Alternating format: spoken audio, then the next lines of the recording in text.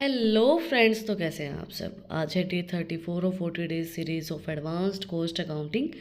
Unit 4 हमारी चल रही है। पिछली जो हमारी वीडियो थी उसके अंदर हमने कंप्लीट किया था ऑर्गेनाइजेशन का टॉपिक, क्या उसकी इंपॉर्टेंस होती है, क्या कैरेक्टरिस्टिक्स होती हैं। तो अगर आपने वो वीडियो नहीं देखी है तो जो उसका लिंक है वो डिस्क्रिप्शन के अंदर है, आप लोग जाके चेक कर सकते हैं। आज हम कवर करेंगे cost audit. What is cost audit. देखो, ऑडिटिंग का मतलब मैं आप लोगों को बताती हूँ।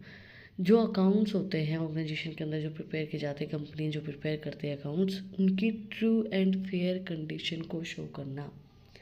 मतलब कि क्या फाइनेंशियल कंडीशन चल रही है, ये लोग जो दिखा रहे हैं वही फाइनेंशियल कंडीशन है, यानी स्टार्टिंग से हर एक अकाउंट को चेक करके ऑडिटिंग की जाती है। ऑडिटर एक बंदा बुलाया जाता है जो बाहर से होता है, वो अकाउंट्स की ऑडिटिंग करता है।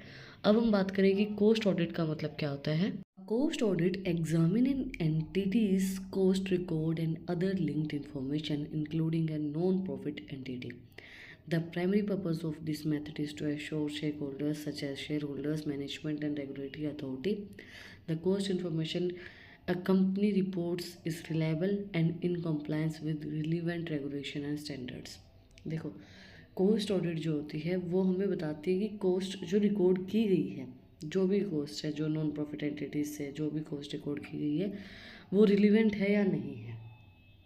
जो कोस्ट हमें शो की जा रही है वो सही है या नहीं है, उस चीज़ को चेक करना कोस्ट ऑडिट का काम होता है। जो भी कोस्ट रिलेटेड इन्फॉर्मेशन हमें शेयर की गई है, कंपनी ने दी है, तो वो सही है नहीं है, इसको शो करने के लिए कोस्ट ऑडिट का यूज़ किया जाता है। इसका प्राइमरी पर्पस होता है श्योर करना share holder, management, regulatory authorities को कि जो आप लोगों को कोस्ट शो की जा रही है वो कोस्ट सही है।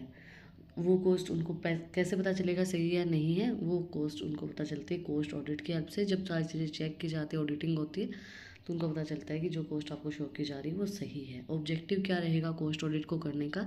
इम्प्रूविंग डिसीजन मेकिंग की जो कैपेसिटी होती है उसको इम्प्रूव करने में हेल्प करता है। वेरीफाइंग कोस्ट डाटा एश्योरेंसी, भाई आपके कोस्ट का जो डाटा आपको शो किया गया है उसको वेरीफाई करने में हेल्प करता है कि जो डाटा आपको शो किया गया है वो सही शो किया गया है।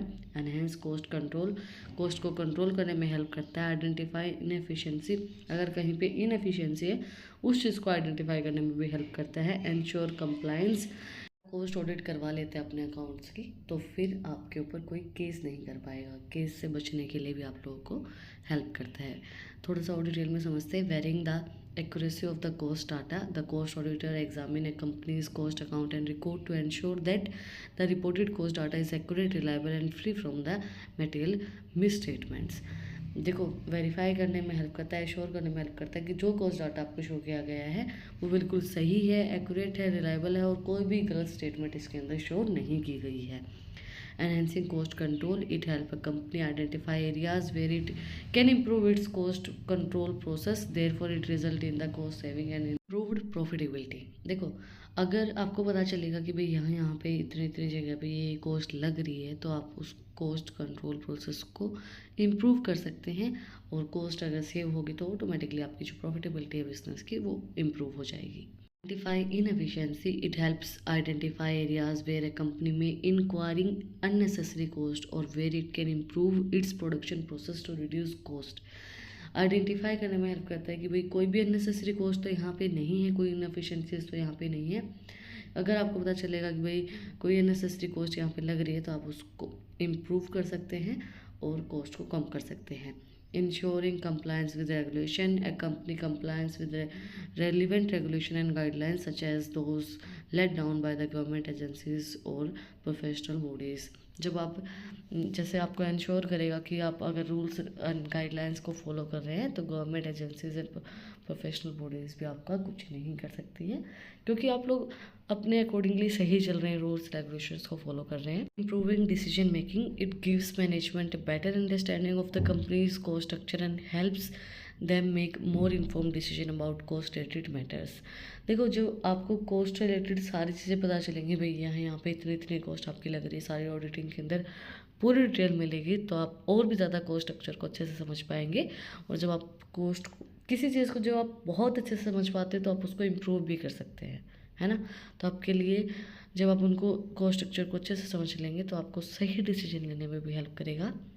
देखो, एक चीज़ बताओ, जब आप किसी इंसान को बहुत अच्छे से समझ लेते हो कि हाँ ये इंसान ऐसा ही है, तो आप लोगों को आसानी हो जाती है एक डिसीजन लेने के लिए कि भाई मेरे लिए ये डिसीजन बेस्ट है, क्योंकि ये इंसान ऐसा ही चेंज नहीं होने वाला है। उसी तरीके से जब कोस्ट को समझ लोगे तो कोस्ट के रिलेटेड जो भी डिसीजन आपको लेना है इजीली ले पाएंगे।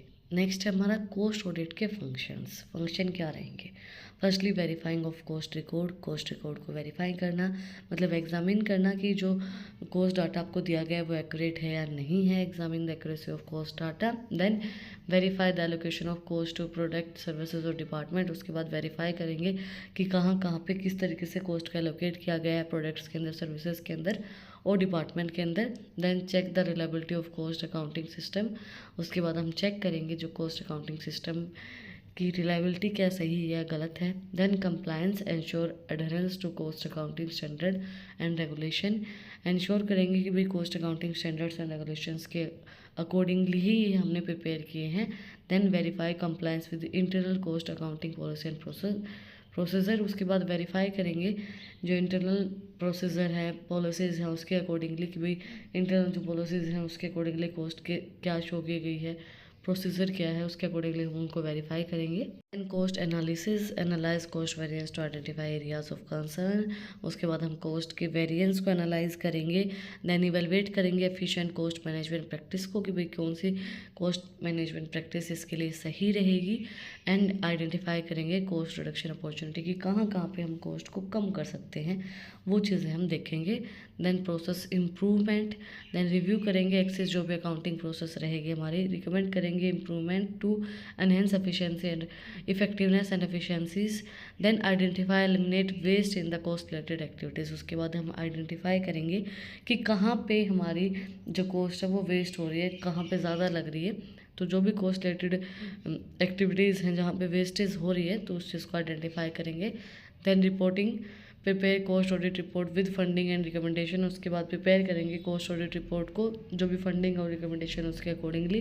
Then communicate audit result to manage and shareholders. उसके बाद कम्युनिकेट करेंगे कि ऑडिट का रिजल्ट क्या आया है शेयर होल्डर्स और मैनेजमेंट के साथ। Then risk assessment. उसके बाद identify potential risk related to cost accounting. करता है कि कोस्ट अकाउंटिंग का क्या क्या पोटेंशियल रिस्क हो सकता है अगर कोस्ट अभी ऐसे ही चलती रही और इस तरीके से कोस्ट जो हमारी चलती रही, तो फिर ये रिस्क हमें बियर करना पड़ सकता है। उस चीज़ को बताने में, आइडेंटिफाई करने में हमारी हेल्प करता है।